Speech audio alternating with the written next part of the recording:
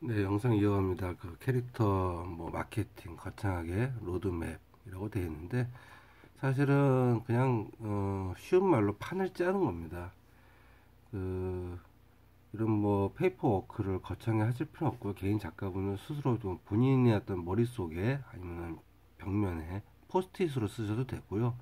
노트에다가 메모를 하시면서 하셔도 됩니다.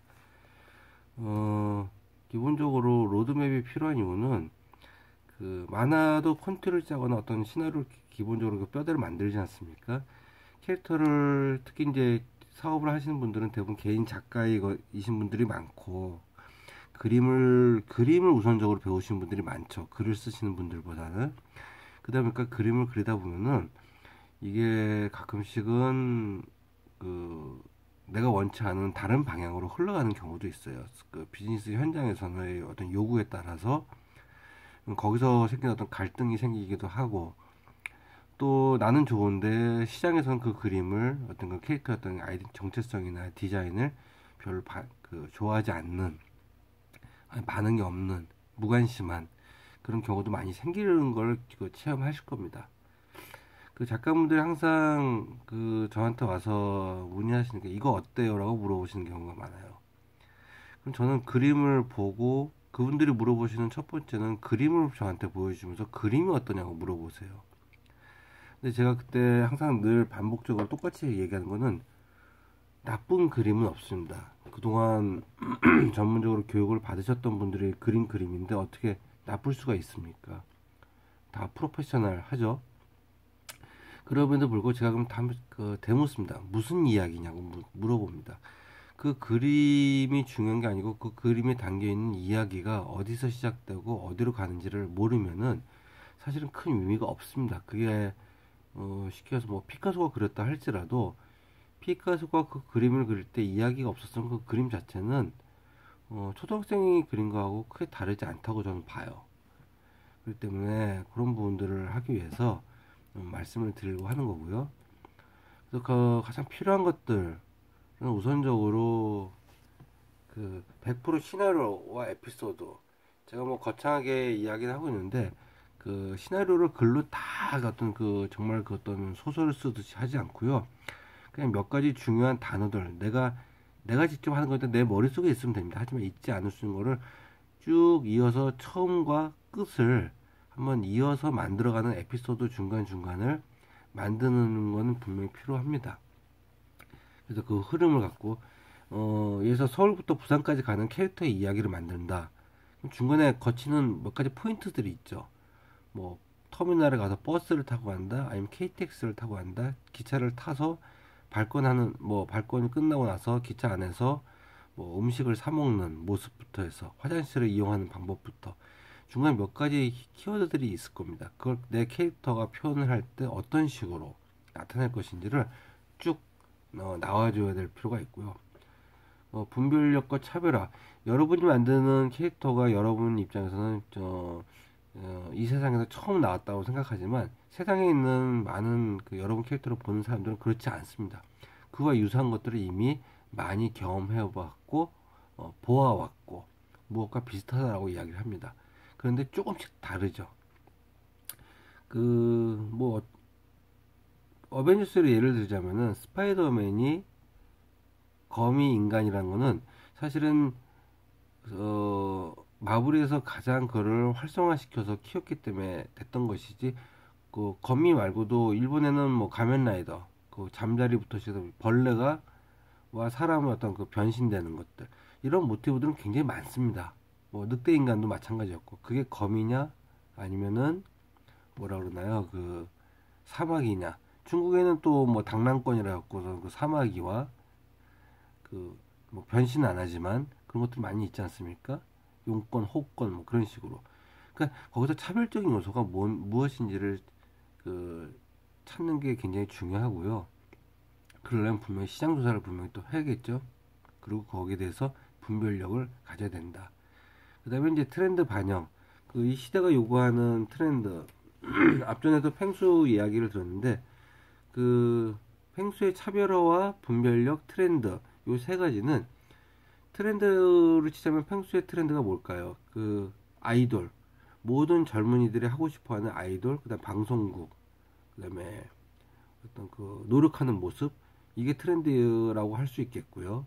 분별력은 대부분 작고 귀여운 캐릭터도 펭수는 반면에 굉장히 크고 키가 크죠. 차별화.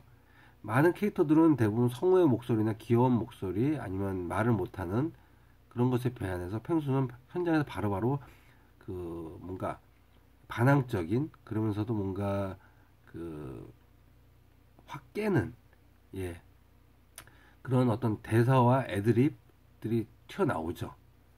사람이 평상시에 말을 못하는 것들을 펭수의 입을 통해서 말을 하죠.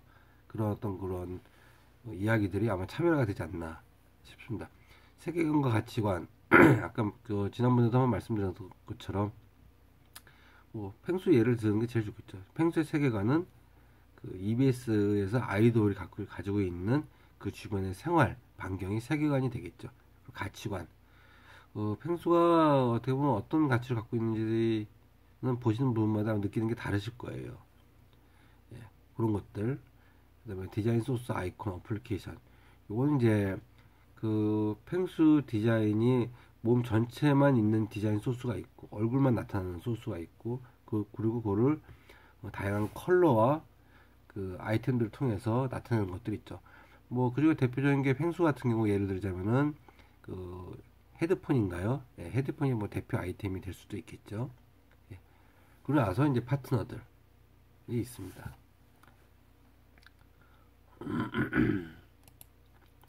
그 뭐 실행 전략 거창하기가 하는데 사실은 왜 거창한 내용이 아니고 이거는 이제 교육하기 위해서 만들었던 시안이기 때문에 그냥 이야기해. 그리고 내 컨텐츠는 나 어떻게 하겠다.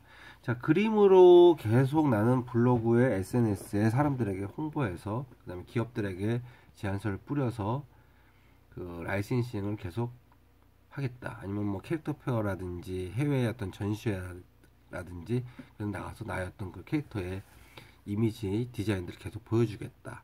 자, 이런 방법이 있을 수 있고요. 아니면 동화책 출판들을 통해서 난 가겠다. 자, 그리고 파트너의 제휴. 로열티 얘기는 제가 나중에 하겠지만 수익 분배 로열티, 뭐 비즈니스 영역 이런 것들이 있을 수 있습니다.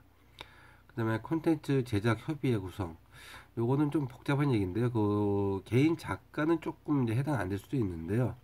그 협의회 거쳐가면 협의회고요. 기업들이 했을 때는 그런 형태가 되겠지만 그 시켜서 그냥 분업입니다.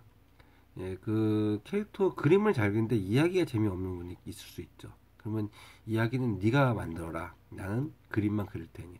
그럼 수익을 어떻게 나눌까? 뭐 이런 이야기가 될 수가 있겠죠. 그래서 콘텐츠 제작. 제작으로 하면은 개인 작가들 처음 시작하시는 분은 가장 손쉽게 블로그나 인스타그램에 자기의 어떤 디자인 했던 그래픽들, 그림들을 많이 올리는 형태가 될 수 있고요. 최근에는 유튜브라든지 이런 동영상들이 많이 그 플랫폼들이 많이 생기면서 애니메이션이 아니지만 애니메이션처럼 하는 크리에이터들이 많이 생겼습니다. 이분들은 아예 캐릭터 작가라기보다는 오히려 그 크리에이터 쪽이 더 맞을 수가 있겠죠. 그래서 플래시 뭐 애니메이션을 통해서 캐릭터를 알리는 분들도 계시고 그중에 뭐 대표적으로 총면명이라든지 뭐 장삐쭈 뭐 이런 캐릭터들 예전에는 웹툰이나 이런 것들을 통해서 캐릭터를 노출시키고 그게 애니메이션을 갔던 적도 많이 있었죠. 뭐 마음의 소리라든지 놓치마 정신줄 같은 자, 그런 게 있다고 참고하시면 될 것 같고요.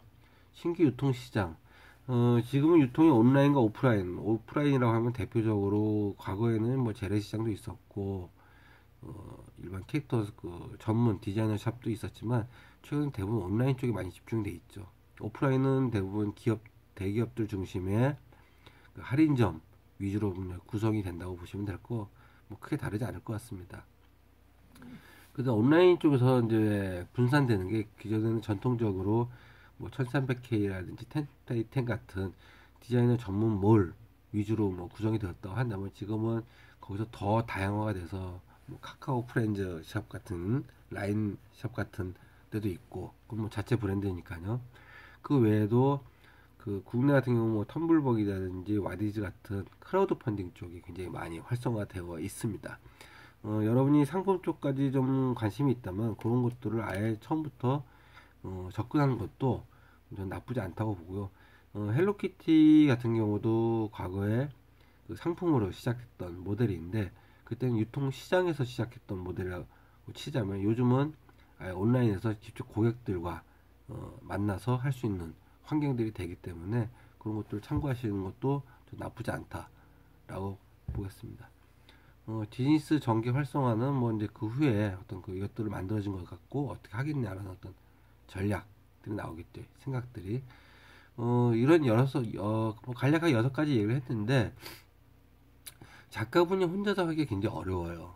그래서 이 부분들을 보통 그림을 전문적으로 배우시고 그다음 캐릭터 사업을 하고 싶어는 하나 영업까지 해야 된다는 소리거든요. 그래서 대부분 이제 에이전시를 만나는데 에이전시 입장에서도 내가 할 수 있는 캐릭터와 그렇지 않은 캐릭터를 보통 나누게 됩니다. 그러면은 결국 그런 에이전시들이 영업을 대행하더라도 그들이 할 수 있는 쉽게 말해서 총알 내 컨텐츠를 정말로 각인될 수 있는 정도는 만들어줘야 되는 겁니다. 이거 아까 말씀드렸던 시나리오 로드맵인데요. 간단합니다. 에피소드 뭐 밑에 여러 가지 내용들이 써 있긴 하지만 이것들은 뭐 다 보실 필요는 없고요. 서울부터 부산까지 간다. 그럼 그 과정에 이야기를 1년에 엄마차 산말리처럼 가는데 누굴 만나고 어디를 들르고 어떻게 하고 이거를 쭉 한번 머릿속에서 이렇게 중간중간에 이야기를 한번 해보십시오. 그러면 하나의 중간중간에 하나 꼭지들이 에피소드가 되고 이렇게 전체적으로 부산까지 왔을 때 결론에 도달하는 또 부산에 와서 다시 배를 타고 또 미국을 건너갈 수도 있지 않습니까? 예, 그렇게 이어가는 시즌 1, 2, 3 일관된 이야기의 그림을 그리는 것이 전 좋다고 말씀을 드리고 싶어요. 그 다음에 분별력인데 이거는 뭐 과거에 제가 만들었던 표를 하나 올려왔습니다. 여러분이 캐릭터를 만들 때 그냥 어떤 롤모델이 없이 만들면 굉장히 실패할 확률이 높습니다. 그래서 나는 미키마우스 아니면 나는 뭐 헬로키티 기타 나는 뭐 펭수 그리고 나는 뭐 뽀로로 라고 한다면 그것들을 먼저 공부를 좀 하세요. 얘들은 이렇게 했으니까 나라면은 이렇게 바꿀 거야 라고 해서 간단하게 항목 여러 개 있지만 거기서 자기 거를 가운데 한번 놓고 비교를 해 보십시오. 그럼 비어있는 틈 또는 보완해야 될 것들 아니면 버려야 될 것들이 나올 겁니다. 그렇게 해서 분별 맵을 이렇게 표로 만들지 않더라도요. 여러분이 한번 메모를 해보시고 한 최소한 여러분이 하고자 하는 롤모델 영역에 있는 캐릭터들을 같은 타겟층에서 고르셔야 돼요. 그러니까 어떤 거는 유아동인데 어떤 것도 갑자기 뭐 다양한 그 펭수 같은 그 소비층을 대상으로 하는 이렇게 막 섞여 있으면 안 되고요. 가급적이면 같은 연령대 캐릭터들을 모아서 한번 비교를 해보시면 쉽게 그 나의 어떤 뭐라 그러나요? 그 보완할 것들이 바로 나타나게 될 겁니다. 사회적 트렌드가 있는데 뭐 옛날 캐릭터들을 지금 제가 나열했던 내용입니다. 요거는 뭐 그냥 참고만 하시면 될 것 같고요.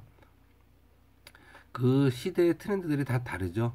요즘 여러분들이 살고 있는 트렌드에 반영되는 내용들, 그다음에 그 연령대의 또 트렌드들, 그리고 특히 유아동 같은 경우는 참고하시고 염두에 두셔야 될 것들이 그 유아동이 그냥 본다고 다 보는 게 아니고 그 부모들이 또 그것들을 보여주죠. 그렇기 때문에 부모들이 어떤 관심사가 이 캐릭터하고 부합하느냐 그렇지 않느냐에 따라서 굉장히 영향이 많습니다.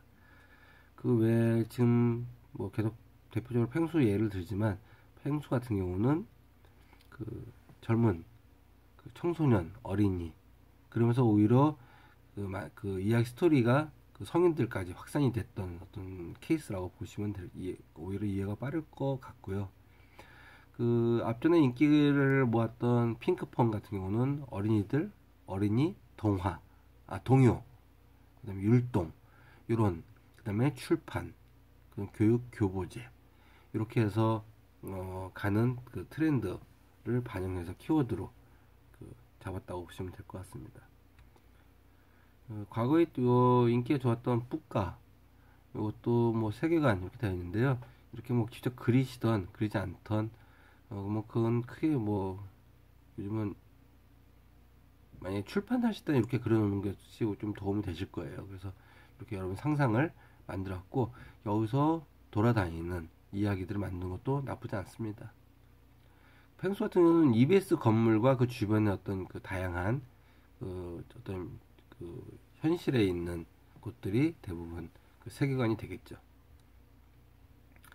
그, 그 애니메이션 뭐 덕화도 마찬가지고요.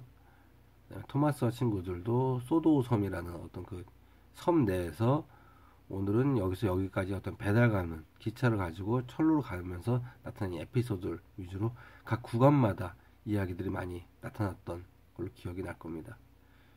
초록숲 이야기 뭐 이런 캐릭터들도 마찬가지고요. 어떤 안에 그 상상의 어떤 숲 속에서 마을들이 있고 저 너머는 또 산이 있고 산에 올라가면서 하는 이야기들, 마을 저편에 산 너머에 바닷가에서 낚시하면서 하는 이야기들, 뭐 기타 등등 그런 것도 있습니다.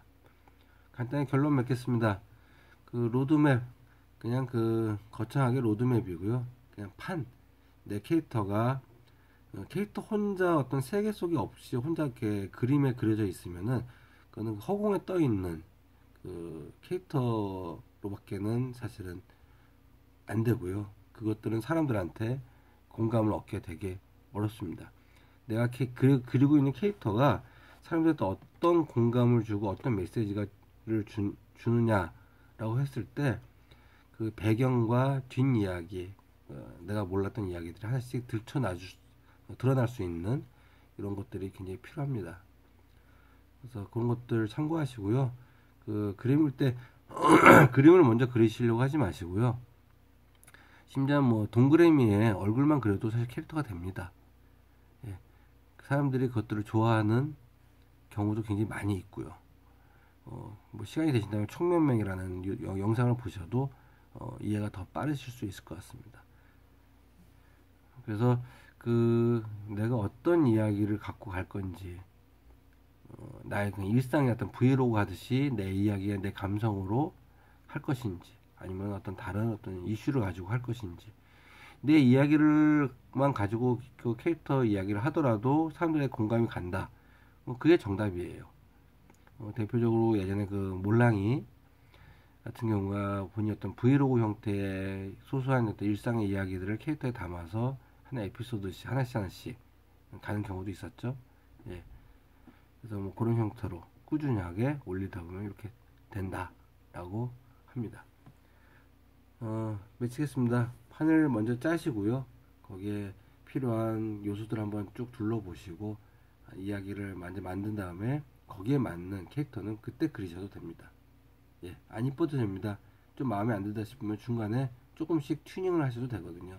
한번 그려놓고 무조건 안 바꾸지 말아야 된다. 예, 그런 거 없습니다. 네, 도움이 되셨다면은 좋아요, 구독 부탁드리겠습니다. 감사합니다.